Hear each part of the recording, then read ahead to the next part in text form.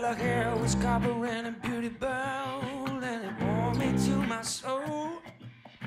Her eyes are green brown. I'm here in this beautiful location in South London with Foy Vance. Hi Foy. Hi Katie. How are you? Very well. So tell me, what have you been up to? Why are you here? I'm here because I'm working with a photographer called Michael Leckie. Brilliant. So I'm here doing some shots for a new album. What's the new album? It doesn't have a title yet. It's got about 3 or 4 working titles. But as to what it's actually called, I have no idea. But it's a record I'm doing with a guy called David Holmes. Something completely different for fans to expect, do you think? Or very much Foy Vance with a little twist? Well, you know, depends on how you what your meter is for that. To me, it's exactly what. It's just you. Yeah, it was completely natural. I mean, it was born out of a natural desire. It was born, you know. I think it probably sounds a lot different than what I've done before. Yeah. But I've always been intrigued by artists that are, you know, that are on a journey. You know what I mean? I'm not really interested in reproducing a sound for any commercial gain, or that's never been my interest. My interest is kind of identifying with the stuff that you're writing, and then being true to what that deserves sonically. You know, so, and I think what this stuff deserves is exactly what David has brought to the table. You know, so I mean, you know, my dad always used to say I could fall in shit, come out smelling roses, and I think this is a prime example of that. You know, whereas not that I fell in shit, but you know what I mean. I just came out smelling roses. But, you know, for myself, whether other people think that or not, it's up to them. But for me, I'm really happy with it, and I really feel like he's connected with something that was very definitely there. And you know, I'm not doing anything that is uncomfortable for me. I'm not trying to change my sound, try and be anything or say anything particularly. It just feels right. So. Yeah, that's brilliant. And will you be touring afterwards? Have you got anything planned, or are you kind of gonna again just do that when it comes to it? No, I've got a tour. We're looking to tour sort of more intimate venues in June. Yeah. I did a little tour of the UK and Ireland.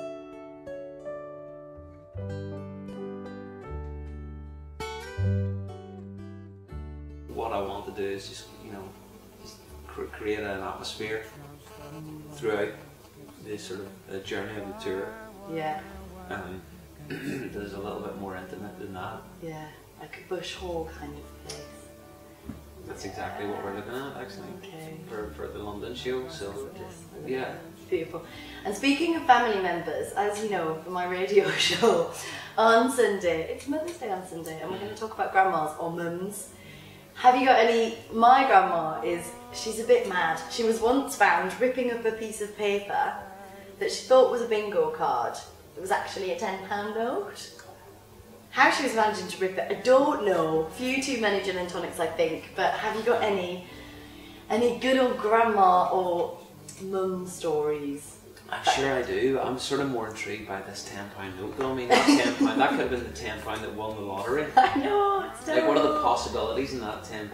My granddad was not pleased. But you know what? Interestingly, the first thing that springs to mind when you say, you know, a story about your granny is that we used to live in Oklahoma when I was a kid. Okay. So we would communicate. We would obviously write letters and call occasionally, but we would send tapes back and forth to each other.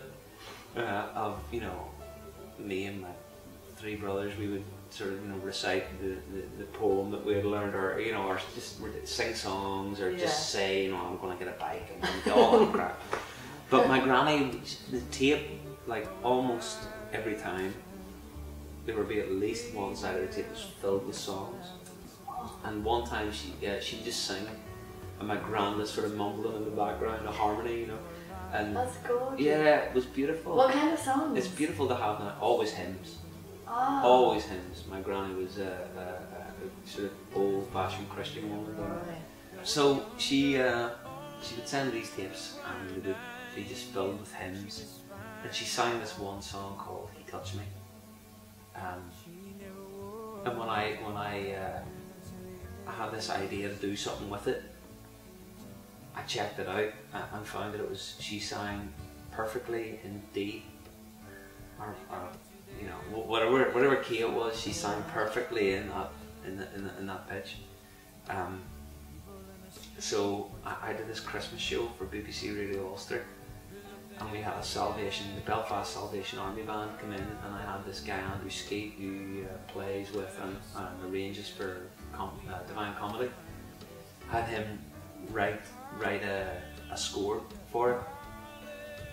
So we played her singing in 1979 with the Belfast Salvation Army band playing along with her, and I duetted with my grandma. Oh my god, that's so beautiful. It was. I want to hear it because it's still available to hear somewhere. I can get you a version of it, but it's not available. I mean, I should get it up on the site and just give it away or something, but it's not up there yet. But it was I don't know if musically it stands the test of time, but for me personally, it was. You know, I was in bits afterwards. Yeah. Oh, that sounds beautiful. Yeah, it was really beautiful. Foy Vance, thank you so much. You are going to do a little song for us, aren't you? For sure, yeah. Have you decided what it is yet? I have no idea what it is, but I will figure that out by the time I get the guitar.